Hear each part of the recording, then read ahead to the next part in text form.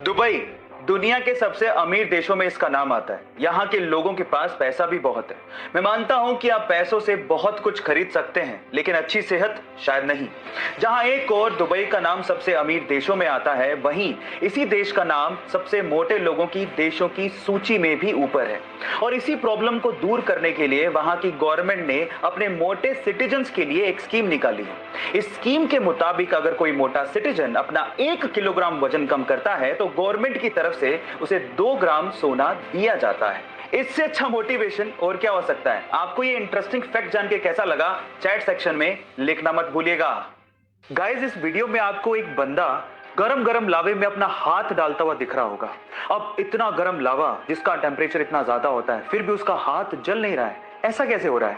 Don't worry, मैं आपको बताता हूं कि इसके पीछे की साइंस क्या है। एक्चुअली जब भी कोई गरम गरम चीज एकदम ठंडी चीज के कांटेक्ट में आती है तो कुछ मिली सेकंड के लिए उन दोनों चीजों के बीच में एक लेयर बन जाती है।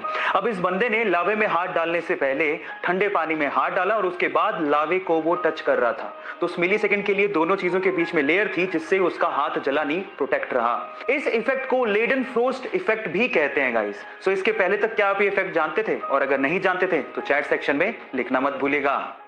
गाइस, क्या आपको पता है कि बाजार से खरीदी गई पानी की बोतल पे जो एक्सपायरी डेट लिखी हुई होती है वो एक्चुअली पानी के लिए नहीं होती।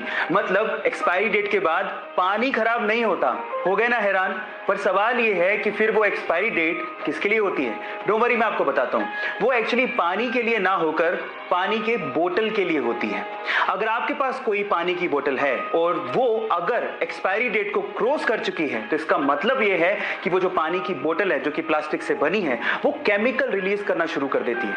पानी इटसेल्फ खराब नहीं हुआ है, पानी में जम्स पड़ सकते हैं लेकिन पानी खराब नहीं हो सकता। वो प्लास्टिक की बोतल एक्चुअली पानी पे इफेक्ट डाल रही है ना? इंटरेस्टिंग। क्या आपको इसके पहले तक ये इफेक्ट पता था? और अगर नहीं पता था तो चैट सेक्शन में लिखना मत भूलिएगा।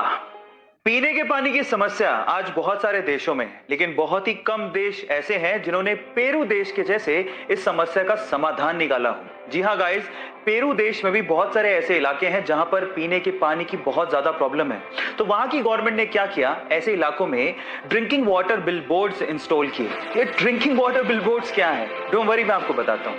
ये होते तो बिलबोर्ड्स ही हैं जिसपे एडवर्टीजमेंट ही चलती है, लेकिन उनमें कुछ ऐसी मशीन्स को इंस्टॉल किया गया है जो कि एयर से मॉइस्चर को कैप्चर करती है, फिर उसे फिल्टर करती है और उसे पीने लायक पानी में कन्वर्ट करती है। जी हाँ गाइस, और ऐसा करके सिर्फ एक बिलबोर्ड से 50 से 60 फैमिलीज को पीने लायक पानी मिल पा रहा है ना? Interesting fact. ये इंटरेस्टिंग फैक्ट जान के आपको कैसा लगा, चैट सेक्शन में लिखना मत भूलिएगा।